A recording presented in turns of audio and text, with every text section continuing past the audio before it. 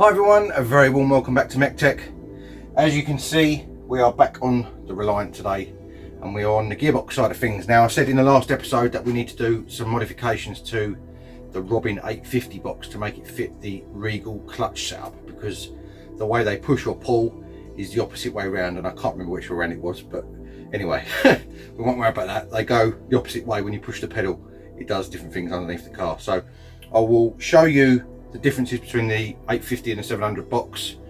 We're going to start off with some cleaning, get them all looking marvellous and lovely, because they are, well, they look clean now, but you'll see in a minute they were disgusting, especially the 700 one. For whatever reason, it was absolutely caked in like a tar-like substance, whether it was under seal or just ground on grease or what, I don't know, but I actually had to use a metal scraper to get it off because it was so ground on there that it was not coming off for love nor money.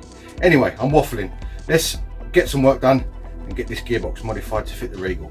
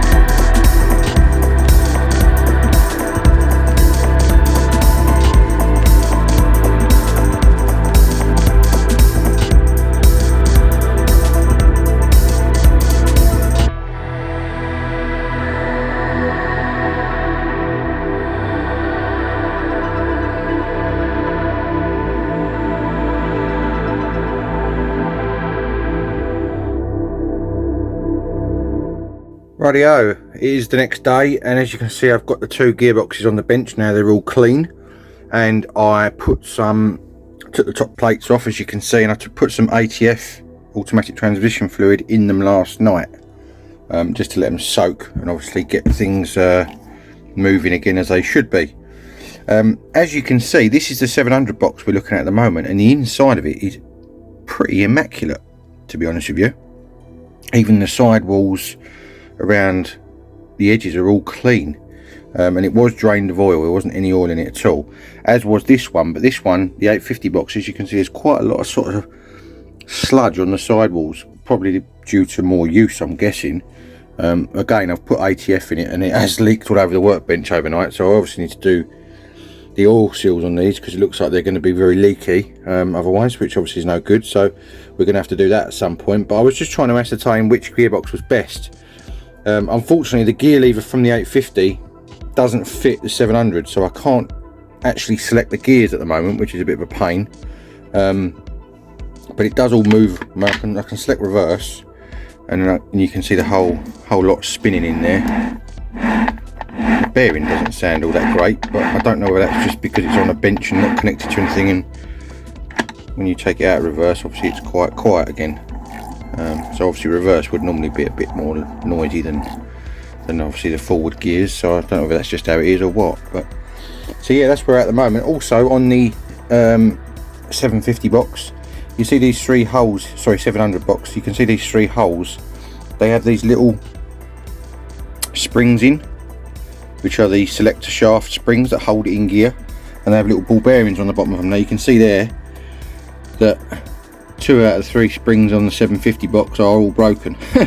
So I'm gonna have to get some new ones of those for it if we go with the 700 box. Sorry, so I keep saying 750, it's 700 box. So yeah, that is what the stage we're at the moment. So I'm going to drain this all back out again now, see what sort of gunk comes out the bottom of it, if any, and then I'm hoping that my old mate Dan has got a shifter which will fit in the 700 box with any luck, because it's got let me just show you the gear shifter from the 850. It's got quite a square end on it, and it fits obviously in the 850 box no problem, but in the 700 box it doesn't. It fits in that side, but it doesn't fit in the centre bit. I don't know whether it should or not, but it just doesn't seem quite right. So I'm going to have a little look at this and see whether it will fit, and I'm just doing something wrong maybe. But other than that, Dan has got another one of these shifters which has got a slightly more rounded end, which I don't know whether that's made like that or whether it's actually worn. Not really sure on that side of things, but yeah, so there we go. That is where we're at the moment. Let's carry on. Right, I've got both these gearboxes just spun round so I can show you the differences between the Regal setup and the Robin setup. As you can see, this is the 850 Robin box, and it's got a bar which runs along the top here and a linkage on the outside there, which this is what the clutch pedal is attached to obviously move the release bearing in and out. 2 seconds, there we go, you can see that in there. So that actually, I think it pushes the, I forget which way around it is now, but it either pushes or pulls, one of the two, in relation to the pedal, whereas the Regal box has got an actual arm which goes through the side, and I think this is a push action one, so when you push the pedal it pushes, I can't remember which way around it is now, but anyway, that's how that releases the bearing on that one. So that is the differences, which you will have to modify the 850 box if we end up using that, but I want to try and use the 750 one if I can. I think there's a lot more advantages to using the 750 box over the 850. I keep calling it 750. The 700 box over the 850 box. The only difference between the two boxes is that the 700 box hasn't got synchro on first gear, which isn't too much of a problem. As I've got a 700 box here, I would much rather use an original box with all the right casting and everything in it, and the arm and everything all attached from factory, rather than having to drill and tap this one to make it all fit, if that makes sense, which is what I was going to do. There is a modification you can do. You have to cut this bar out to obviously get rid of this release bearing mechanism, and then you can drill and tap the casing to accept these two studs, which will then allow you to bolt this arm on, and you have to drill a hole in the bell housing in the side here. Obviously that's quite a sort of labour intensive job, but also this being the correct box for the car, it just looks a bit nicer when you look underneath the van, I should say. And there were some other reasons for using it as well. Oh, the speedo runs off the gearbox, which means the speedo will be more accurate with this gearbox as well. The ratios are slightly different in first, second and third, but fourth gear ratio is the same. So basically your top speed is going to be, or I shouldn't say the top speed is going to be the same, but the ratio of engine revs to speed is going to be the same. The Regal does rev higher because of the ratio of the rear axle compared to the Robin. So it also means that this gearbox will be matched to the rear axle more than what this one would. So yeah, there's quite a few advantages to using the original one, and the only disadvantage is no synchro on first, which I'm not too worried about. But I also wanted to show you how much these have been leaking overnight. You can see there's a pool of oil in the bottom of both of these, the 850 more so than the 700. So I'm going to need to take this housing off the back inside here. It just unbolts. There's a seal on the input shaft in there which needs to be changed, and there's a gasket behind here which needs to be changed as well. So whichever box we end up going with, I'm definitely going to be doing that, because I don't want it to be leaking gearbox oil all over the clutch when we're going along, and obviously it'll make a mess everywhere as well. So yeah, next thing I'm going to do now is drain the oil back out of them and just have a look and see what comes out the bottom of them, and have a look inside the casings up here and see what the bottoms of the casings come up like as far as being clean is concerned. I've not got too much concern with that side of things. There's no rust on any of the gears in here, which I was quite surprised about, because there was no oil in it. The only thing I can't test at the moment, as I say, is the gear selection, because that gear shifter won't fit. So that is going to be something I'm going to have to sort out, so we can check that out. So yeah, let's get this all drained out and we'll carry on. Right, I've just drained out both of these gearboxes because they were leaking everywhere, and as you can see, they definitely had some gunk in them. That's ATF, automatic transmission fluid, and that was cherry red when I put that in there last night. That just shows you, I mean, there was a bit of gunk in this bowl, but quite a bit of that's come out of these gearboxes, mainly out of the 850 one. You can see on there, to be honest with you, the 700 box was really clean inside. As you can see, it looks really good. So all I need to do now is sort out a shifter for the 700 box, because the 850 shifter doesn't fit it, it's too wide. And then we can just double check that the gears all go in, and if they do, then I'm going to go with the 700 box. Another advantage I just thought of is I can use that thicker flywheel down there that I've got which is a nicer quality flywheel. And also because it's a little bit heavier, it might make the clutch engagement a bit less sort of snappy, if that makes sense. It will make it more gradual and a bit nicer to drive, quite possibly. I don't know if that's true or not, but that's just from what I can gather from having a, you know, if you have a light flywheel in a car for like a race car, whatever, it makes the clutch really snappy and sort of very on or off.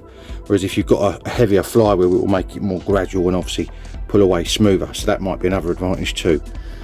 I'm going to yeah, see if I can sort out a shifter for this gearbox, make sure it all goes into gear, and then we know which one we're going to be using.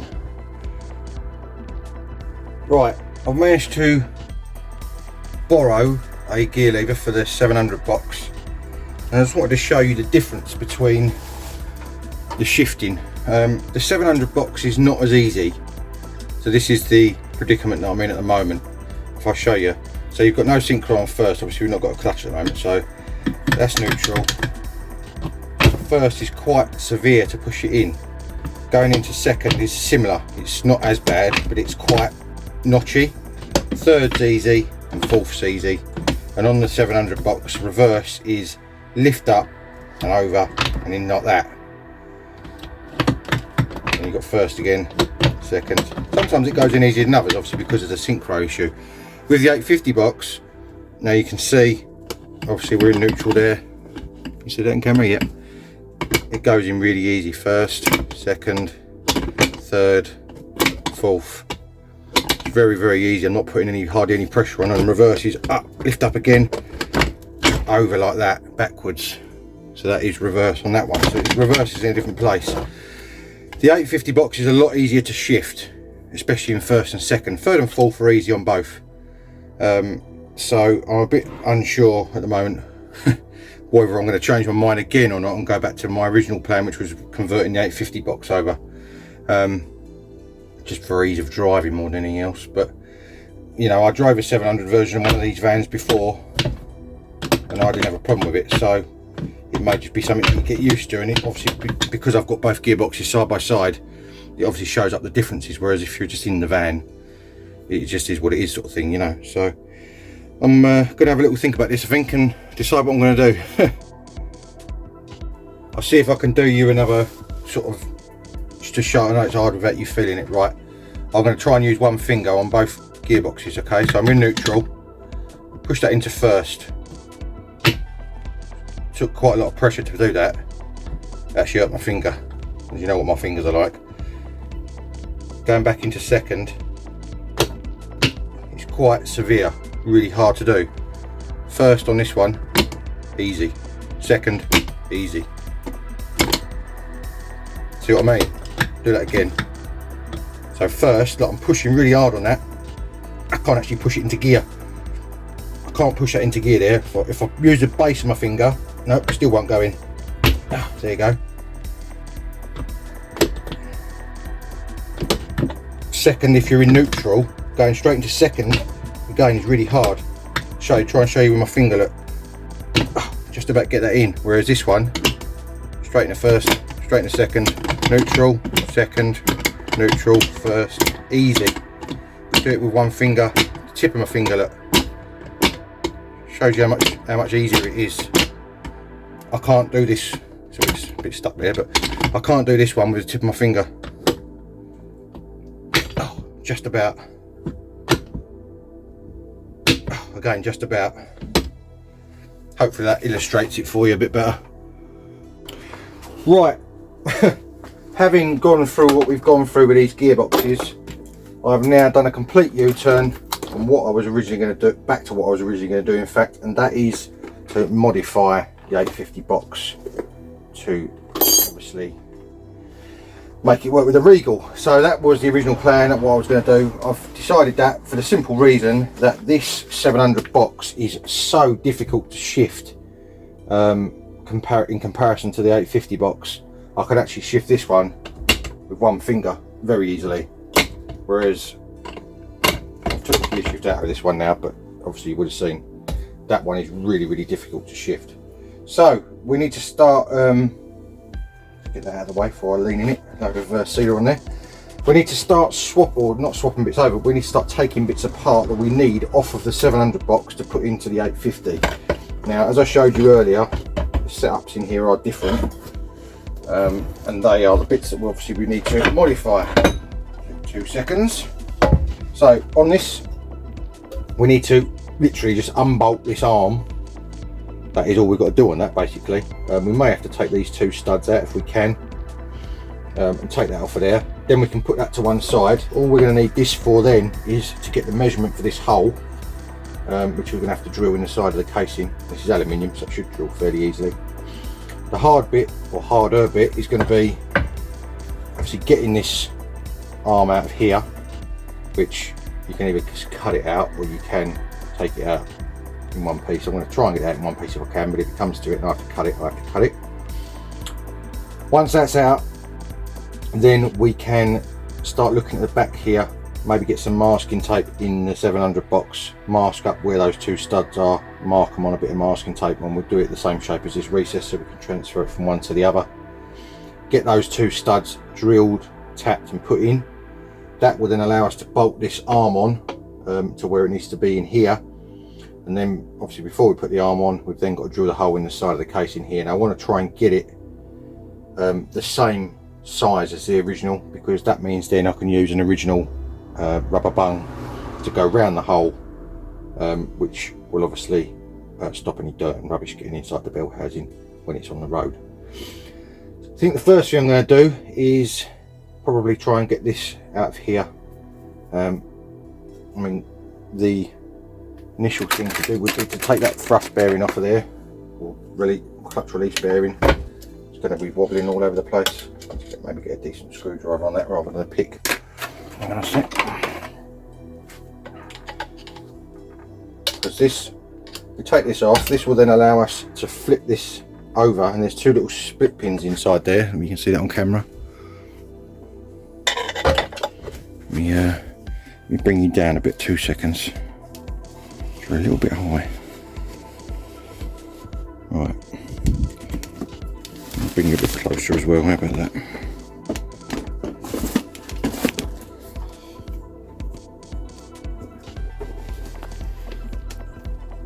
Right, in here you've got 2 little roll pins which need to be knocked out to get this bracket off of this centre. Now in the Reliant restoration manual that was done by Elvis Payne, he basically just cut it, which you can do because obviously you don't need that part anymore. I'm going to try and take it apart just in case I need it for any reason in the future. Probably won't, but you never know. So that's the release bearing off. That's the old style carbon release bearing.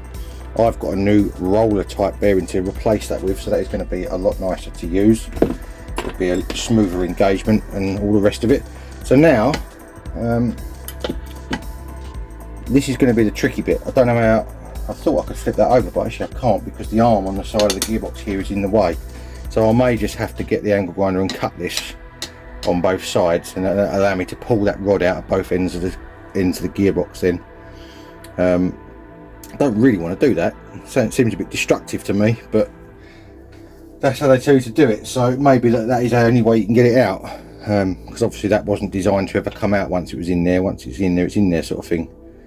I'm going to do a little bit of investigation into that, and I'll come back to you when I've got a bit more info on it. Right, I've done a little bit on this, not much. I've knocked these 2 little spring washers off, which are like grippy washers, and obviously there's a big washer behind them. That then allows this pivot arm to slide. So I'm hoping that we may be able to either slide it out enough to get this over that, or I'm not really sure how to do that. Yeah, see, obviously it goes so far and then it hits this arm, so we've got to somehow try and get these roll pins out of here. I don't know whether you can knock them straight through to the other side. You might be able to. I'm going to try that, see if I can knock those 2 roll pins through to the other side, knock them out, and then that will obviously allow this to then slide on this bar, and then obviously allow it to move to come out. I'm going to get a hammer and a drift and see if I can knock those through.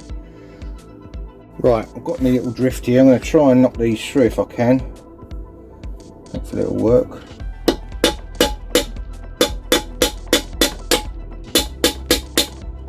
drift might be a little bit too big for that hole. What else could I use? I broke a lot of my smaller punches because they tend to bend when I hit them too hard. Let's see if that works. That one might work. Let's try this little screwdriver, see if that works.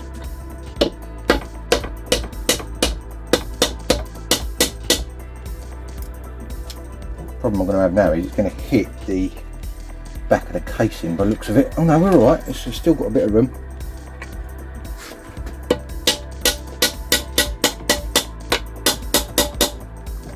I'm probably making this hard for myself and I should just cut it really, but it seems a bit brutal just cutting it, you know.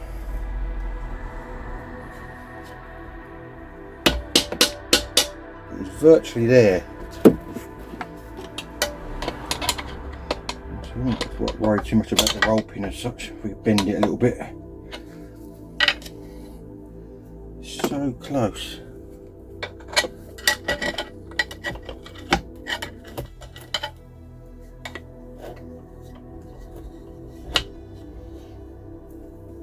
Let me see. I can just trim a little bit off this, because this screwdriver's got like a plastic coating on it. It's just a little bit too, sticks down a bit too far. So let's get some of that ready to modify the screwdriver. If in doubt, modify it.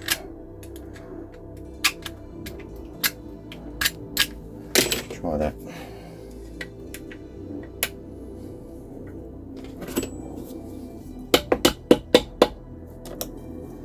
Got it. Yeah, there we go. First one out.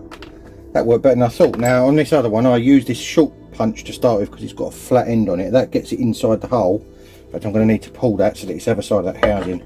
I'm just not going to have enough room to get it out. Like that.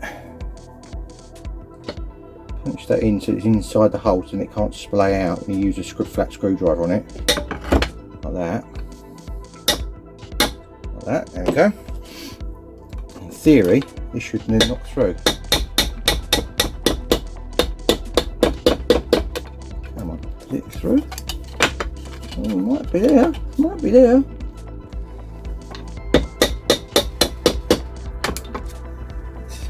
Very, very close. Yep, we're there. Look at that, managed to spin it right round. That's obviously the roll pin you can see there. Now if I get a pair of pliers on that, I should just pull out. And then we should be in business to slide this out. Which means that it is actually possible. It's absolutely superb. In fact, we don't even need to take that right out because if that slides along that, which it does.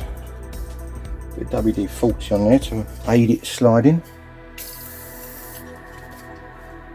Means that you haven't actually got to cut it, which is actually handy because it means that if you ever need to put it back in the future, if you want to convert it back for any reason, you can.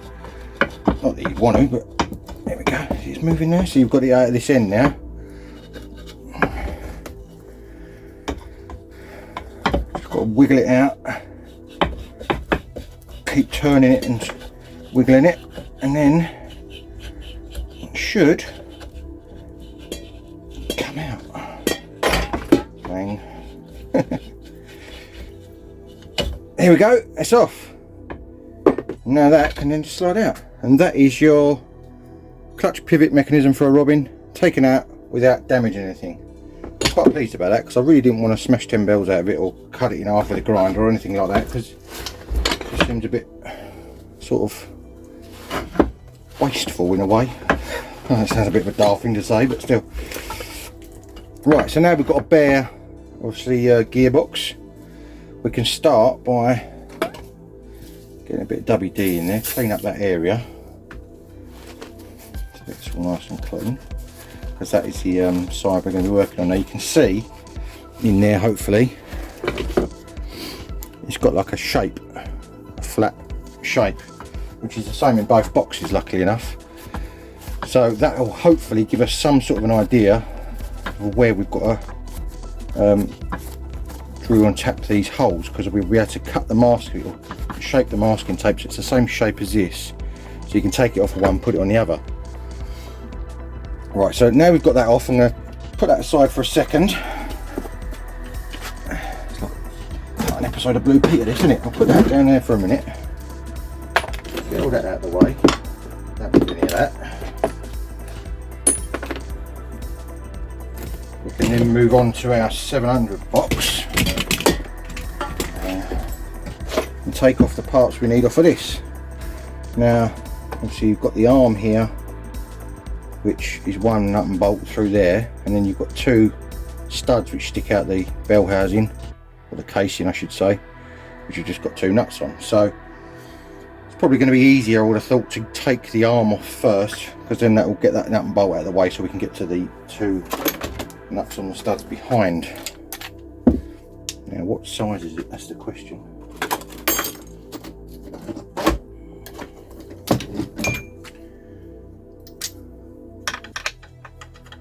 That was a good guess. What size is that? 1/2 inch. Now it's a little bit tight in there for space, so it might be that I have to use 2 spanners. So I'm going to go away, get a couple of 1/2 inch spanners, we'll get that arm out and then we'll carry on.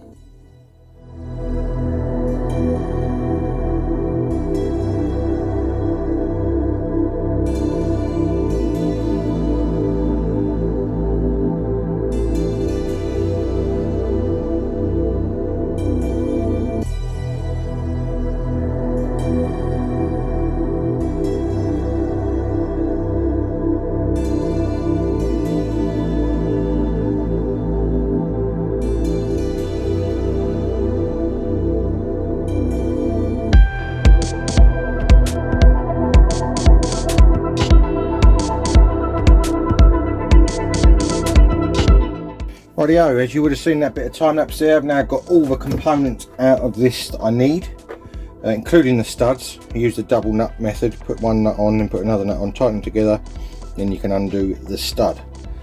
So now I'm going to get this area cleaned up with some degreaser. Use a little bit of panel wipe, something like that, and then that will allow me to stick on the masking tape, mark where those two holes are, and then we can transfer that onto the 850 box. That's the plan anyway. So we'll get this nice and clean. One of the holes looks like it goes straight through to the outside of the casing on the back here, and the other one goes actually inside the gearbox, so I've got to be a little bit careful when I do that one. Obviously they've not got to be mega deep, and what I'll do is when we put that stud that goes inside the gearbox on, I'll actually put some RTV on the thread of the stud, so that if it decides it wants to somehow leak any oil, it can't get through because the RTV will be in there. So there you go, that is nice and clean now. So what I'm going to do is I'm going to stick masking tape over this area. I'm going to cut it to the shape of this curve, and obviously the shape of this. That will then give me an exact replica of where the holes need to be to put onto the other gearbox, and then we can mark it up on the other one and get them drilled and tapped and done. Hopefully, with any luck, it won't go wrong. I'll come back to you in a minute.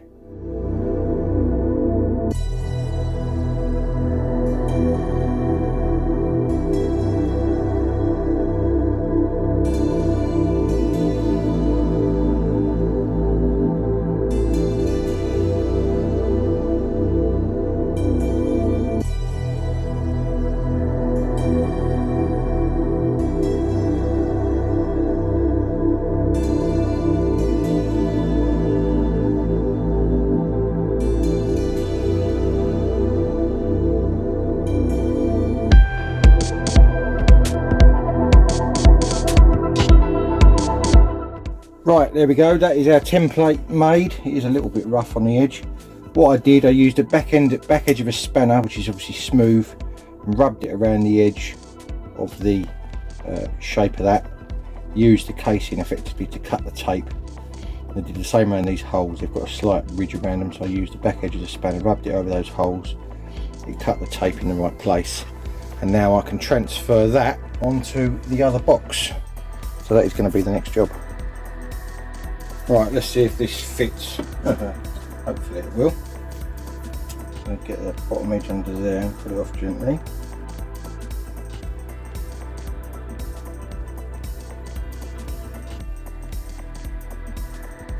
I should hopefully be able to transfer it onto here. fact, before I do that, I'm going to wipe this over with a little bit of the old panel wipe, otherwise this is not going to stick.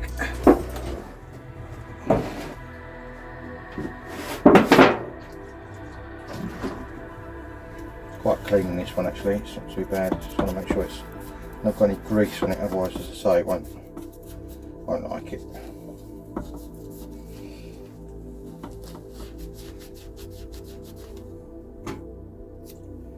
Right.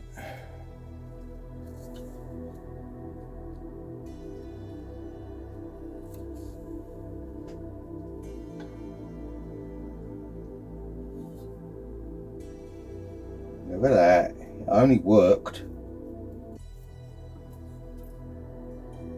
I would say, that is top banana. Fits on there right around that edge. So we now know where them jaws have got to be. Now what I might do is, before we start drilling this one, I'm going to take a profile from the outside of this one with the same method, using the tape. I'll get this other one out of the way in a second, and we'll do a profile of this hole so we know exactly where that's got to go. I'll come back to you in a sec. Right, this one is going to be a bit more tricky. As you can see, the 700 box has got a recessed area for this hole to go straight through, which obviously this one hasn't got. It's curved all the way. So I'm just looking at reference lines that I could maybe use to try and get this in the right place. And the only thing I can really see is this little bulge here, which I'm hoping is going to be in the same spot as where that hole comes through there for that one, for the screw to come through. It doesn't look like it is actually, it looks like it's different. Yeah, I'm not sure how I'm going to do this at the moment. I'm just going to have a little think about this and see what I can come up with. I'll come back to you when I've got some more idea of what I'm going to do. Right, I've just done this initially just to see what it comes out like when I stick it on the other box. Now what I've done is obviously cut the hole, but I've kept the tape curved so that it's the same shape as the other box that obviously hasn't got this recessed area. And I've tried to cut this so that it's actually in line. It doesn't really make a lot of sense, but it's in line straight with the hole virtually. So that is my thinking behind that. So I'm going to stick that on the other box in the same position, using this edge and this edge as a marker, and see where we're at, and maybe take a few measurements and see if it lines up. I'll come back to you once I've done that. Right, as you can see, I've got that transferred over. Now it's not 100% because obviously these casings, although they're the same, they're not the same, they're slightly different. So what I've actually done now is I've actually taped another ring of masking tape around this ring so I know exactly what size that's got to be, and I'm going to try and transfer that to this, because obviously you can see that that's not circular anymore because of the way it was cut, being not having any support behind it, if that makes sense. So I'm going to put that ring on here now, and hopefully it will give me a proper circle where we need to be approximately, and I'm going to obviously hope it's going to be correct, because I don't really know any other way of doing it. I'm going to keep looking and measuring and just see if I'm making sure that I'm in the right place, and then obviously we'll have to bite the bullet at some point and just go for it, I think. But yeah, so that's where we're at the moment. I'm going to come back to you in a second once I've transferred that tape onto this one. Right, I've got that ring from that one transferred onto this one. Now as you can see, it still doesn't look round, and I think that's an optical illusion because it's on this funny curve. So what I'm actually going to do now is I'm going to draw around the middle of that with a Sharpie, take the tape off, and then eyeball it to see whether it looks like it's in the right place. And obviously then I'm going to look at the inside as well, make sure that it's sort of in the right vicinity for that bracket that's got to go inside, because obviously it's got to line up with the arm going through here. So I'm going to do that, and then I'll report back with more progress in a minute. Right, here is what I am thinking. The tape method wasn't working because of the differing angles of the bell housing and obviously the flat piece on the other one, and so on and so forth. So I've put the bracket inside where it's going to go, and as you can see I've actually drawn on the side of the housing there. But what I did, I rocked it over, which actually makes it lower, so that's not going to work. What I was trying to achieve was finding the height of these two holes, because obviously that's the pivot point, that's got to be in the middle of this hole that goes through the side. So what I've just done, I've got a little I've got a combination square which has got a little level in it, and I put that on there like so, got it so the bubble's in the middle, and then drawn a little line under it. So in theory, that little T above it, that little line there, the bottom of it is the underside of that, where that's level, so that's the top of that bracket in line level with it.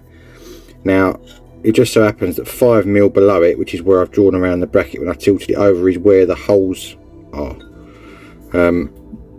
So what I'm thinking of doing, it's a bit of a chance I know, but what I'm thinking of doing is drilling a hole, a small hole that is, in line in the middle, work out where the middle of this bracket is, transfer that over here, so I know then that this is bang on in the centre of this big hole that's going to end up there.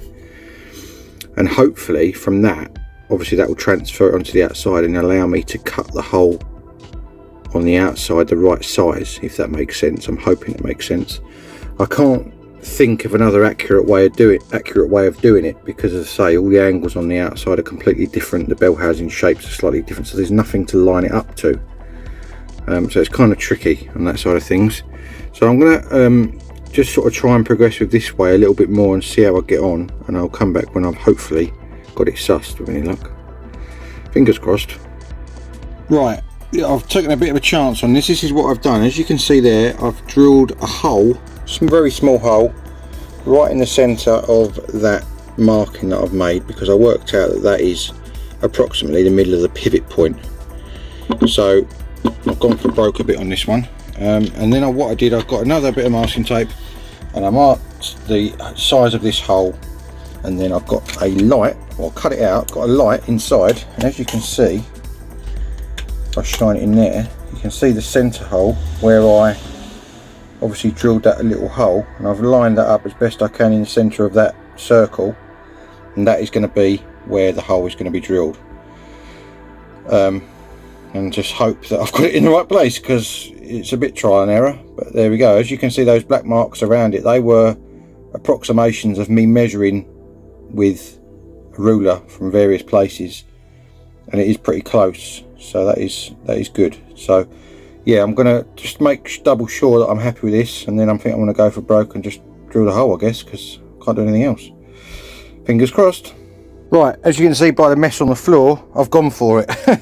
There's the hole. Now I used a stepper bit in my drill, which goes up to 32mm. I didn't film it because I was really concentrating to try and get it in the right spot. So now what I'm going to do, I haven't got a hole cut the right size, so I'm either going to use a file and do it the old fashioned way and file it out to the edge of that black line, or I'm going to use a belt sander. I may use a belt sander to start with to get it close, and then use a file to finish it off, and then that should be hopefully spot on in the right place. You can see inside there, it is bang on inside the two marks where the bracket go, so it shows it's absolutely spot on to the centre of that hole. So fingers crossed, it should be all right. Rightio, I tried the belt sander after I drilled that hole, but it wasn't touching it because the aluminium is really thick, as you can probably see there. So I've actually drilled a lot of little holes around the edge, and I'm going to keep going in between each hole until I'm able to break that out, and then I'll file it all smooth after, and that should do the job. Hopefully, lovely jubbly with any luck. So I'm going to carry on drilling all these little holes, and then when I've got a bit more progress, I'll come back to you. Right, there we go. After a fair bit of fettling, you can see I've now got a pretty round hole, which is always good. You can see the one behind it, which is the original one, which is over there, and obviously this is my one here. From what I can tell from looking inside it, I've got the hole pretty much in line with the middle of those two holes there, so I'm hoping that it should line up okay. Now what I ended up using, I did all the holes around the edge, and then I actually used my drill with a burr in it, and I went around it with a burr, and then got all the extra material out that obviously I needed to get out, and then after that I finished it off with a hand file, half moon hand file, and also a little round file as well, which is that one there. It's quite a sort of very fine one, just to obviously do these edges, and I've chamfered these edges slightly as well, so that is nice and smooth and uniform, and hopefully I've just measured the 2 holes and there's about 1 mil in between the sizes, so my one's 1 mil bigger than the original, so that ain't bad going really. I'm pretty sure that the rubber will fit in there, so we can have the proper original rubber on there with the arm coming through it. So next job now is going to be to drill the 2 holes in here that we're going to need to tap out, and put the bracket in there for that. So I'm going to find out what size those threads are on those 2 studs I removed, get the correct drill bit size. I may have a practice on another bit of metal first just to make sure it's all right, then we're going to go for broke and drill those 2 holes out in there. I'll come back to you in a minute. Right, I have found out what size the tap is. It is a 1/4 inch BSW tap, which is that one there. And I've also found out that I've worked out, you'll see here, I've got quite a few holes in this old engine block. I thought, what can I use to practice on? And I realised I had the engine block sitting there with that one with the corroded hole in. So I've done a series of different test holes. The first one was, I think, 6 mil. Then I went down to 5.5 mil. Then I went down to 5 mil. And I tried a 4 mil, 4.5 mil. 4.5 was too small. So we're going to go with a 5 mil drill bit. And obviously this 1/4 inch BSW tap. So that is going to be that. So now I just need to centre punch these holes. I'm going to go through them first with a very small hole, just to make sure that I'm central. You'll also see that I've shoved a cloth down the inside of the gearbox, because that bottom hole does actually go to inside the gearbox, so to minimise any swarf or metal filings going in there. That is the reason I've done that. Now I'm going to give this a wash out after with some diesel anyway, but just to obviously aid it in not getting any gunk in there. That is the reason I've done that. So now I'm going to, as I say, centre punch these holes, drill them with a small drill bit, then we'll go through with the 5 mil, and then hopefully we can go through with the tap and everything will be absolutely marvellous. Fingers crossed. Let's carry on.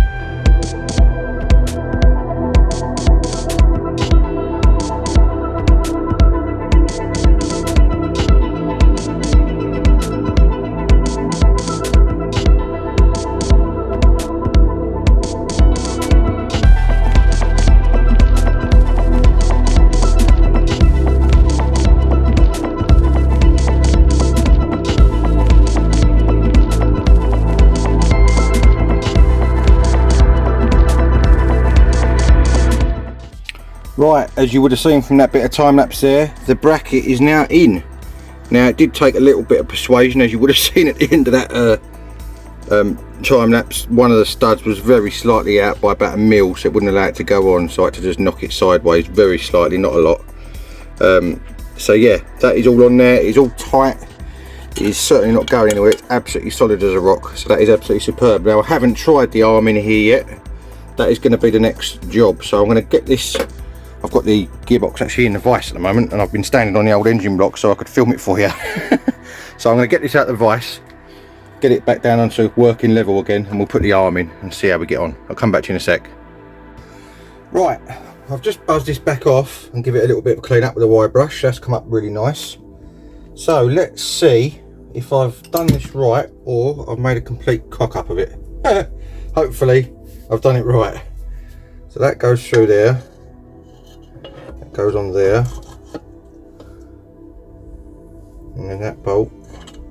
I won't bother bolting out for now because I want to clean this arm up and maybe give it a coat of paint, but I think we're okay. It just touches on the case, but this is also touching here, which means it can't go back any further anyway, so that's absolutely fine. and it's not anywhere near the case. I can almost get my finger underneath that before it hits here. Even if I rotate that so it's dead flat, it goes right the way up. I've probably got about, I guess, 3 or 4 mil underneath that. So that hole is bang on in the right place and should be absolutely fine. It's not going to affect anything at all, which is absolutely great. I'm so chuffed that I've got that in the right place because I didn't want to have to modify it again. Also means that that hole can have the original boot on it as well, because it means it's the right size, same as the original one was. So that is absolutely superb. So that is the modification to the gearbox done. As I say, I'm going to give this arm a bit of a clean up. I don't know if I'll paint it, maybe give it a little cut of paint, maybe make it look nice, and then we are ready to put all new seals on the gearbox then, because obviously they all need changing because it's leaking like a sieve at the moment. So I'm not going to leave this arm in here because obviously I need to get to this cover behind here, so I'll just take that back out for now. But that is a nice mod, absolutely brilliant. I was a bit worried about that, being honest with you, because you never know what's going to happen, whether the alley's going to be strong enough or whatever else, but it turns out it's nice and thick in those 2 areas there, a bit like me. And it went fine, so that's absolutely superb. I'm well happy. Right then, that is going to be it for this episode on MEC-TEC. As you would have seen, we've got all the gearbox mods now complete. All I'm waiting for now is all the seals and gaskets to arrive for that, so we can obviously get it all sealed up so it doesn't leak any oil everywhere, because it is absolutely pouring out everywhere at the moment. And then we can get this mated to this, and then the whole lot can go in there in the van. And hopefully, fingers crossed, in the very near future we can get it running in the van as well. That will be absolutely superb, and I'll be super happy. If you do like what you see, maybe consider hitting that subscribe button down there, and obviously ring the little notification bell. It'll tell you every time I upload a video. I have got Instagram, MEC_TEC1985, and I have got Facebook, MEC-TEC. I'll give you little sneak peeks during the week of what I'm up to. And all that's left for me to say is, if you want to join me soon for more automotive adventures, I'll see you again next time. Cheers guys.